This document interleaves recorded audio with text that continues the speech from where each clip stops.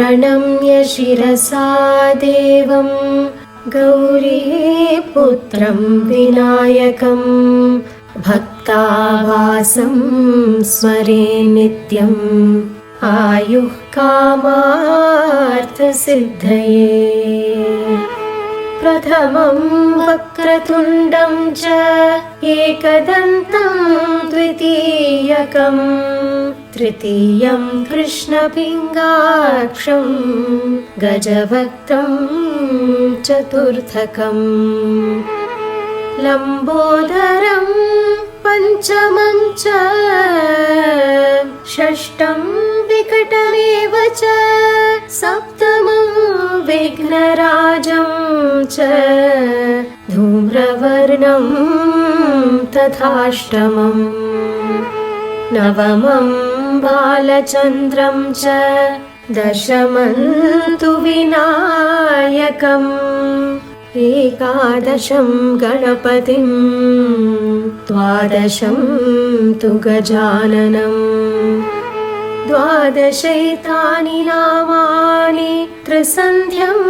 यः पठे नरः न च विघ्नभयं तस्या सर्वसिद्धिकरं प्रभुः।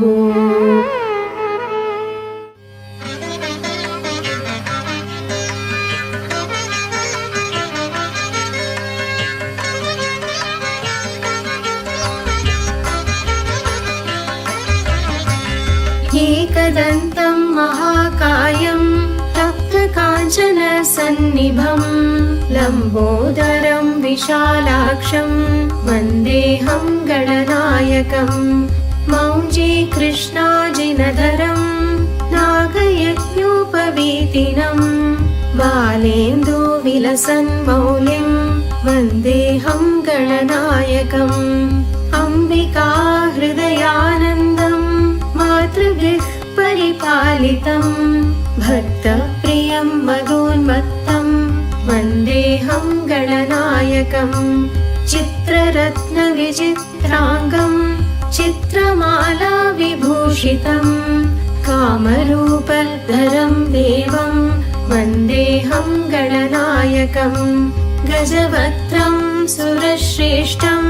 कर्णचामरभूषितं पाशाङ्कुशधरं देवं वन्देऽहं गणनायकम्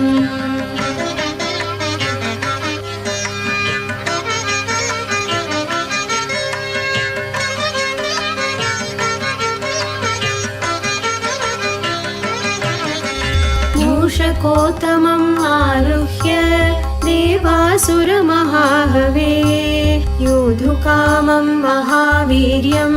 वन्देऽहं गणनायकं यक्षकिन्नर गन्धर्व सिद्धविद्याधरैः सदा स्तूयमानं महाबाहुं वन्देऽहं गणनायकं सर्वविघ्नहरं देवं सर्वविघ्नविवर्जितं सर्वसिद्धिप्रदातारं वन्देऽहं गणनायकं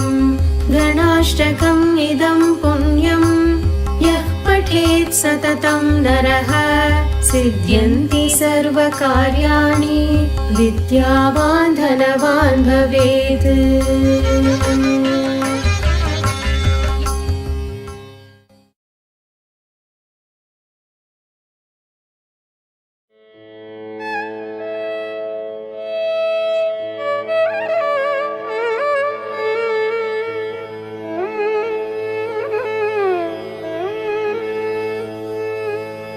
रणक्षुद्रघण्टानि नादाभिरामं चलत्ताण्डवो दण्डवत् पद्मतालं लसत्तुण्डिलाङ्गोपरिव्यालहारं गणाधीशमीशानसूनुं तमीडे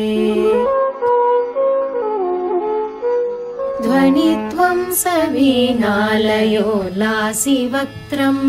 सुरच्चुण्डदण्डोलसद्बीजपूरं गलत्तर्पसौगन्ध्यलोलालिमालं गणाधीशमीशानसूनुं ईशानसूनुं तमीडे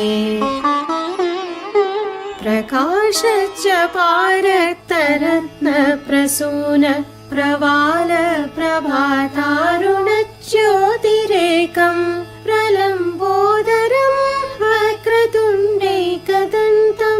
गणाधीशमीशानसूनुं तमीडे विचित्रस्फुरत्रत्नमाला किरीटं किरीटोलसचन्द्ररेखा विभूषम् विभूषैकभूषं भवध्वंसहेतुं गणाधीशमीशानसूनुं तमीडे उदञ्चद्भुजावल्लरी दृश्यमूलो चलत्प्रूलताभिर्भ्रमभ्राजदक्षम् मरुसुन्दरी चामरै सेव्यमानं गणाधीशमीशानसूनुं तमीडे स्फुरन्निष्ठुरालोलबिङ्गाक्षितारं कृपाकोमलोदारलीलावतारं कलाबिन्दुगं गीयते योगिवर्यै गणाधीशमीशानसूनुं तमीडे यमेकाक्षरं निर्मलं निर्विकल्पं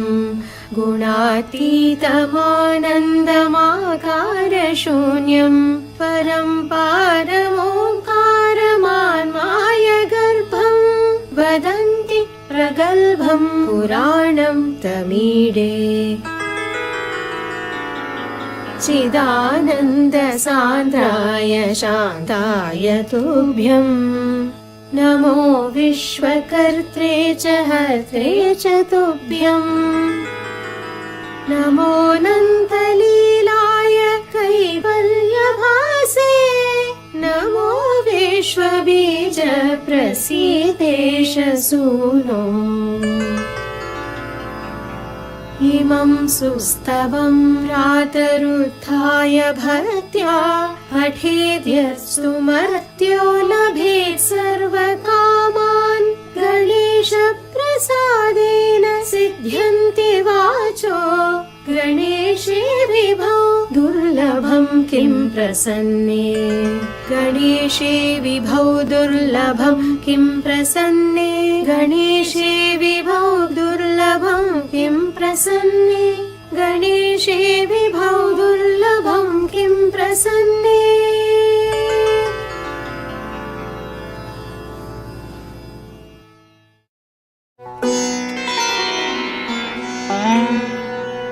ॐ श्री हरिद्रा गणेशकवचम् ईश्वर उवाच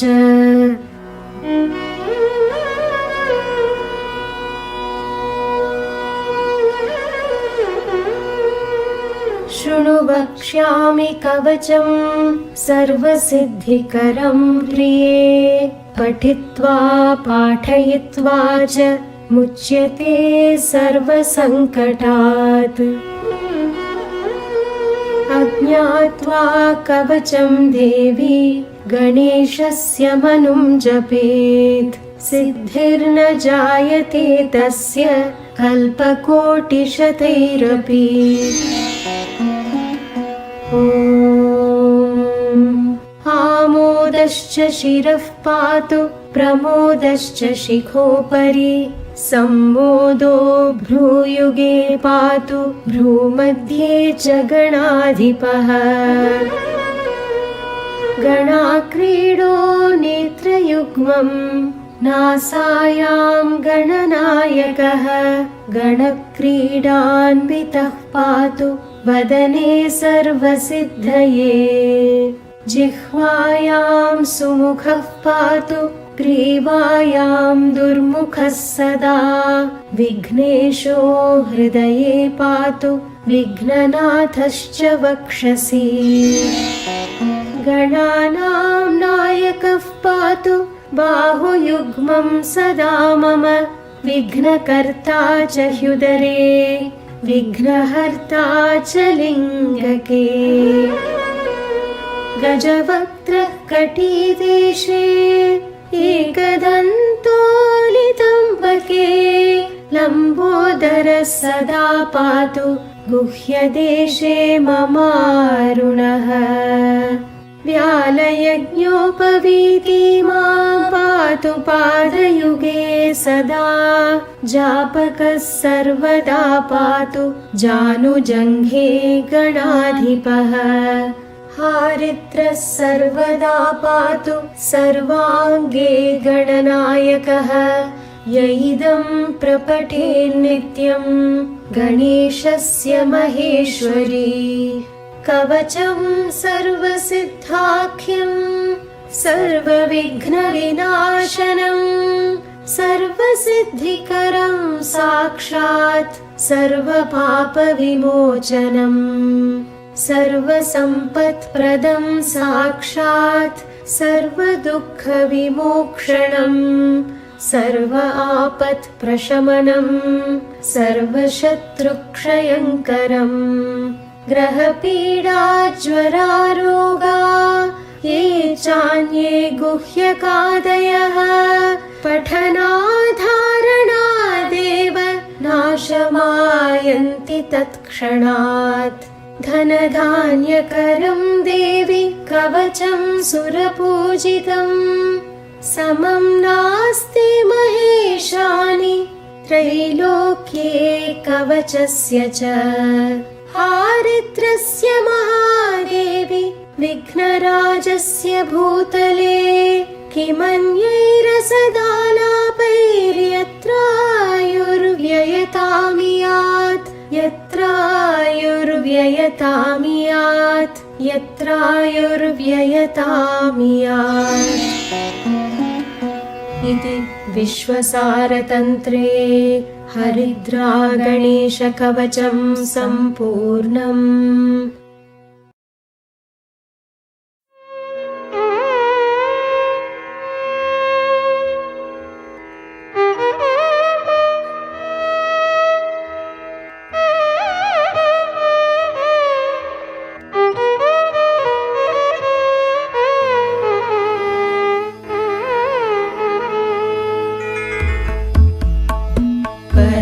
ब्रह्मरूपं चिदानन्दरूपं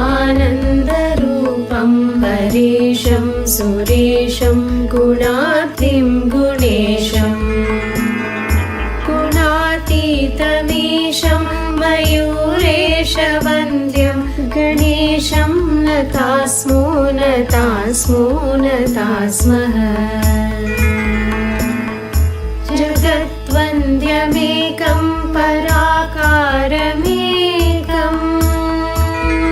गुणानां परं कारणं निर्विकल्पं जगत्पालकं हारकं तारकं तं मयूरेशवन्द्यं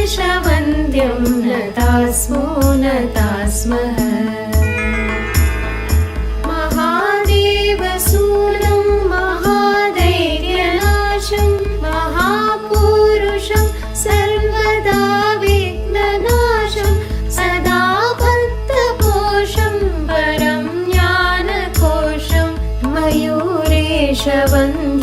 नतास्मो नतास्मः अनादिं गुणादिं सुरादिं शिवाय महातोषदं सर्वदा सर्ववन्द्यं सुरार्यन्तकं भुक्तिमुक्तिप्रदं तं मयूरेशवन्द्यं नतास्मो नतास्मः परं मायिनं मायिनामप्यगम्यं मुनिध्येयमाकाशकल्पं जनेशं असङ्ख्यावतारं निजाज्ञाननाशं मयूरेशवन्द्यं नतास्मो नतास्मः अनेकक्रियाकारकं श्रुत्यगम्यं त्रयीभूतमखिलं शोधितानेककर्मादिबीजं क्रियासिद्धिहेतुं सुरेन्द्रादिसेव्यं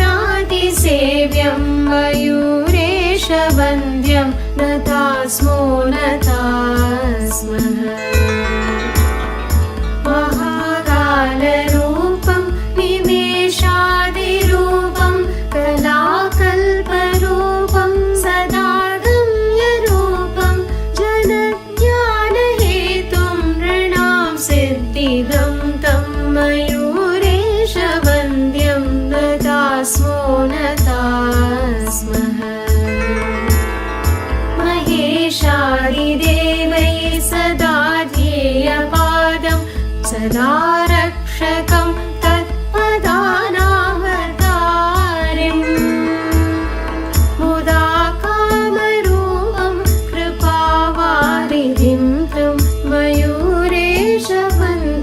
नतास्मो नतास्मः यदिदं पठति स्तोत्रं स कामान् लभते अखिलान् सर्वत्र जयमाप्नोति मानवायुश्रियं पराम् पुत्रमाधनसम्पन्नो वश्यतामखिलं नयेत् सहस्रावर्तानात् कारागृहस्थं मोचये जनम् इति श्रीगणेशपुराण मयूरेश्वरस्तोत्रं सम्पूर्णम्।